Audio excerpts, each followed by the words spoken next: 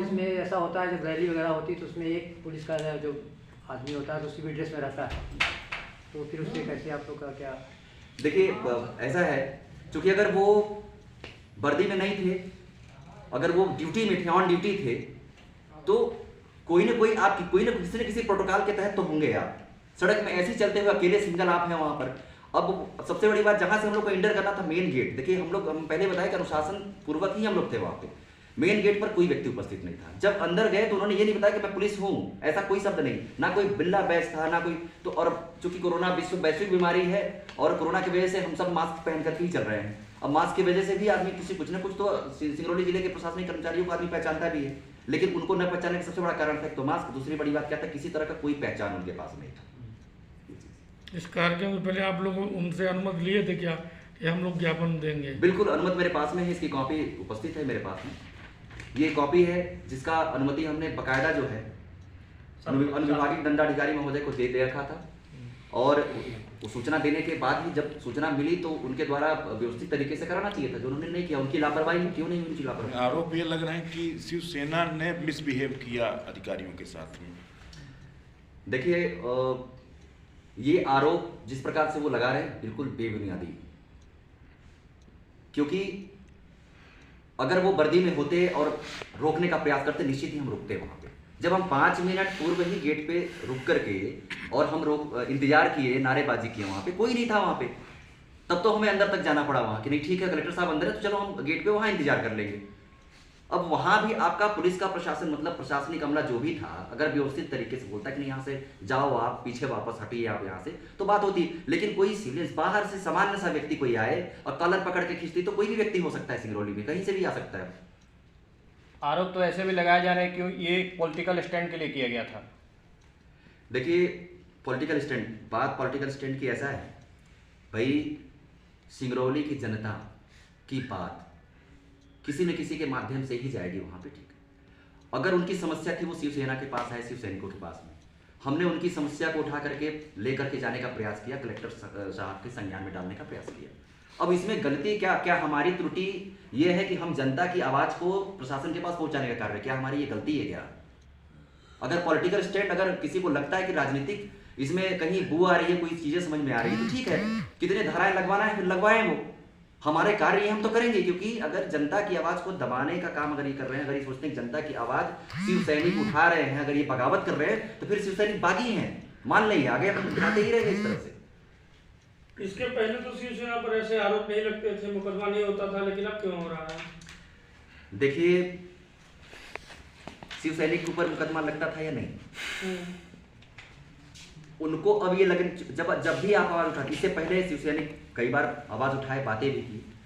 अगर वही चीज अगर प्रशासन जो है गेट पर उपलब्ध होता तो हमें अंदर जाने की जरूरत नहीं होती, पहली बात। अगर अंदर गए तो उनको लगा कि उन्होंने कोविड-19 का पालन नहीं किया। अगर कोविड-19 का पालन नहीं किया तो उसके बाद भी अगर वो कोई सिविलियंस व्यक्ति खड़ा हो, अगर वो ड्रेस में होता, वर्दी में होता, कोई भी बिल्ला होता, किसी तरह का प्रोटोकॉल होता, उसका तो हमें समझ में आता। ऐसा कुछ था नहीं, तो उनके द्वारा ये जबरन जो है कि थोपने का काम हो रहा है, केवल शिव सैनिकों को भ्रमित करने का काम कर रहे हैं ये, इसके अतिरिक्त कुछ भी नहीं है इसमें। अब आगे की क्या रणनीति होगी शिवसेना की? आगे की रणनीति, शिवसेना जिला इकाई सिंगरौली कल जो है कि माननीय कलेक्टर महोदय और एसपी महोदय के नाम एक पत्र जारी किया है, हम भेजे हुए, और आज जो प्रतिनिधि मंडल है वो कलेक्टर महोदय और एसपी साहब से मिलने हम जाएंगे, उनसे सारी बातें रखेंगे कि जो भी शिव सैनिकों के ऊपर जो भी धाराएं लगी हैं उनको वापस लें, और अगर वापस नहीं लेते हैं तो शिवसेना जिला इकाई सिंगरौली ही नहीं अभी तो पूरे मध्य प्रदेश में उग्र आंदोलन करने के लिए शिवसेना बाध्य होगी, जिसकी संपूर्ण जवाबदारी जिला प्रशासन की होगी। इस बाबत कलेक्टर और एसपी से टाइम वगैरह निर्धारित ले लिया गया कि फिर उसी पैटर्न पे ऐसे? नहीं, बिल्कुल नहीं। देखिए क्या है कि चूंकि अभी हमारा एक प्रेस वार्ता में बैठे हुए हैं, इसके उपरांत ही हमें उनसे मिलना है, तो दूसरी पाली का जो उनका समय है उसी तरह से, क्योंकि इससे पहले भी हमने दंडाधिकारी को पहले से दे रखा था ना आवेदन कि भाई हम क्या ज्ञापन देंगे, तो हम तो कहीं भी अनुशासनहीनता का परिचय नहीं दिए। तो आज क्यों देंगे? बिल्कुल नहीं देंगे, कभी भी नहीं दिया और आज भी नहीं दिए। प्रशासन सहयोग करे, प्रशासन को सहयोग करना चाहिए, क्योंकि ये काम, ये जनता की लड़ाई हम लड़ रहे हैं, हम अपना व्यक्तिगत लड़ाई नहीं कर रहे हैं। हकीकत में तो था, मैं देखा हूँ, वास्तविकता यह है प्रशासनिक कोई सिस्टम आपके रैली के न रोका, ना डिस्टर्ब किया, ना आपको कोई ऐसा लगा कि आप पहले से उनको सूचित किए हो, ऐसा लगा जैसे सामान्य वे में हो। जबकि हम बहुत रैलियाँ देखते रहते हैं, प्रशासन पहले गेट पे आ जाता है, यहाँ 2 गेट बनाए गए हैं, यहाँ पे पुलिस रुकती है, यहीं पे ज्ञापन लेती है। लेकिन ये बात सत्य है कि आप लोग जब लेके अपनी रैली गए हो, मैं तो वहीं पे खड़ा था मोड़ पे, तो कोई नहीं था गेट पे, और आप अंदर तक चले गए, डीएम कार्यालय की गाड़ी तक, जहाँ तक उनकी गाड़ी खड़ी होती है, वहाँ से आपके ऊपर कसौटी शुरू हुई है। मैं तो खुद देखा था। निवेदन करेंगे हम, जैसा कि भाई साहब ने बताया कि हमने एसडीएम को आवेदन दिया था, जितनी भी राजनीतिक पार्टियां हैं एसडीएम को सूचना देने के बाद ही जो है तो ज्ञापन सौंपते हैं। यहाँ कोरोना काल का हमारे ऊपर अपराध पंजीबद्ध किया जा रहा है। कोरोना काल में स्थानीय प्रशासन प्रोटोकॉल एसडीएम होता है, एसडीएम खुद ही नगण्य है। हमारा आवेदन जब 2 दिन पहले आपके पास पहुंचा है तो एसडीएम को पुलिस को सूचना देना चाहिए। हाँ, उनको तो जैसे भाई साहब ने हमारे अभी अजय द्विवेदी जी ने बताया कि आप वो पुलिस में थे और एक व्यक्ति सिविल में हो सकता है। नहीं, सिविल में जो हो सकता है वो पुलिसिया काम नहीं कर सकता। निवेदन करेंगे कलेक्ट्रेट में भी एक व्यक्ति सिविल में हो सकता है, लेकिन पुलिसिया काम नहीं कर सकता। वर्दी में जब साथ में उसके हो तब हमारे शिव सैनिक यहाँ से चलकर और गेट पर रुके हैं, और रुकने के बाद जब कोई व्यक्ति वहां प्रतिनिधित्व करने वाला नहीं था, तब भी जाकर के कलेक्ट्रेट के गेट के पास नीचे बैठ गए हैं। जो विवेक पांडे सीधी के जिलाध्यक्ष थे और 2 व्यक्ति जमीन पर बैठ गए हैं। तो एक बंदा अनोन पर्सन विदाउट वर्दी में जाकर के उनका कॉलर पकड़ के उठाया और उठो यहाँ से।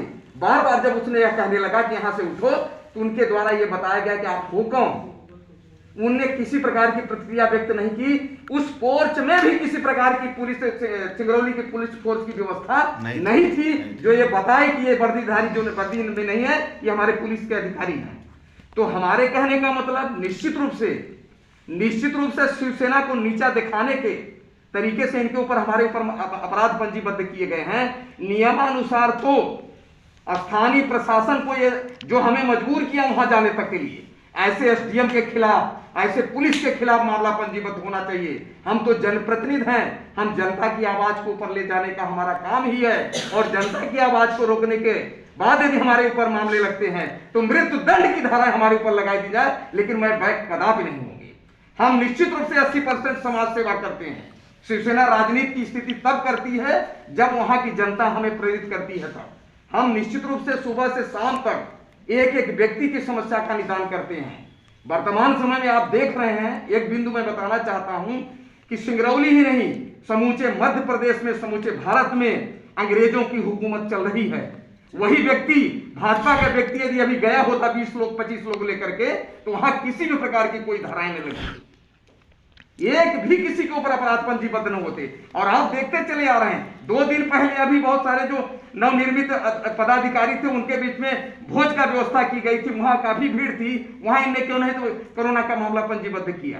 तो निश्चित रूप से जनता की आवाज को दबाने का प्रयास किया जा रहा है। जनता और आवाज भी देखें आप, आज आप ताजुब कर जाएंगे कि जो 21वीं सदी में भारत उज्जवल भविष्य की कल्पना कर रहा है, और वहां दीपक जला करके लोग जो पढ़ रहे हैं, वहां उनको कोई व्यक्ति जघन्य बीमारी हो जाए तो उनके पास रोड की व्यवस्था नहीं है। और ऐसी समस्या को ले जाकर के मेरा कोई मोटो नहीं था धरना प्रदर्शन करने का, मेरा कोई घेराव नहीं था।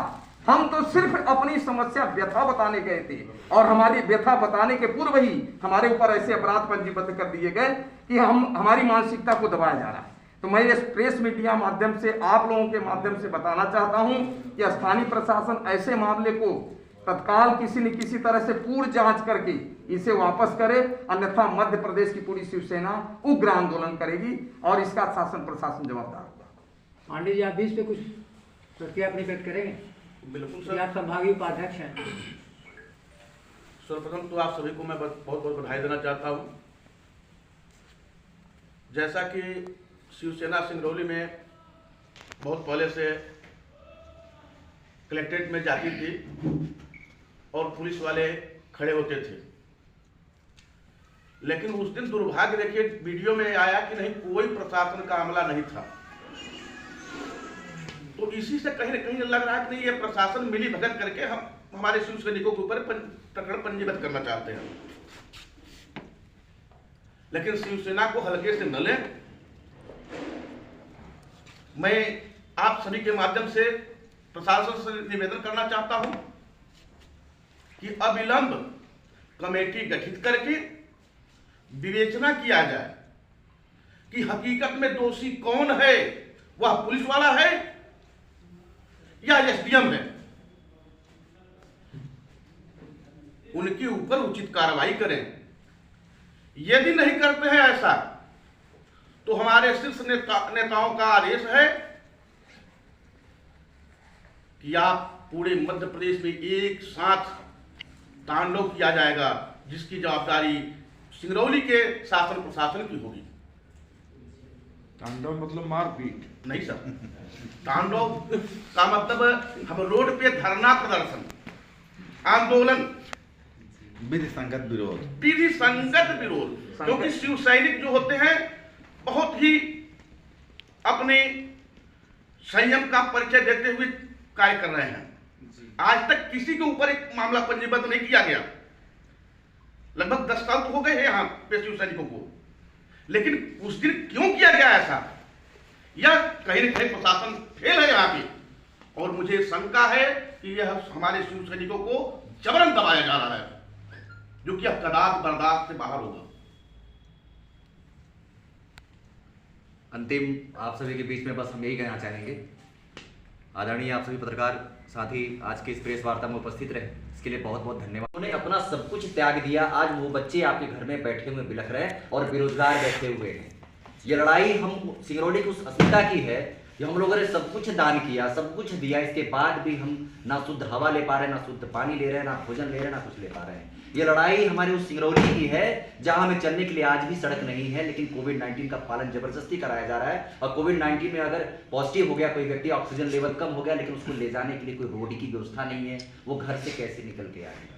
ये लड़ाई उनकी है, इस सिंगरौली की है जहां पर भयंकर भ्रष्टाचार है, भयंकर भ्रष्टाचार जिसको बोलते हैं सभी क्षेत्रों में। सिर्फ और सिर्फ कुर्ता पजामा वालों की ये जो सरकार सिंगरौली में चल रही है, बड़े बड़े गाड़ियों में जो ये घूम रहे हैं, इनको पता नहीं है कि ऐसी भी सिंगरौली की जनता है जिन्हें, जो हमें वोटिंग करती है, जो हमें हमारा भरपूर सम्मान देती है, हमारा चयन करती है, वो किस हालत में किस रूप से रह रही है। आप सभी सिंगरौली वासियों को बहुत बहुत धन्यवाद। आप निकल करके आइए और सहयोग करिए। और आप सभी पत्रकार बंधु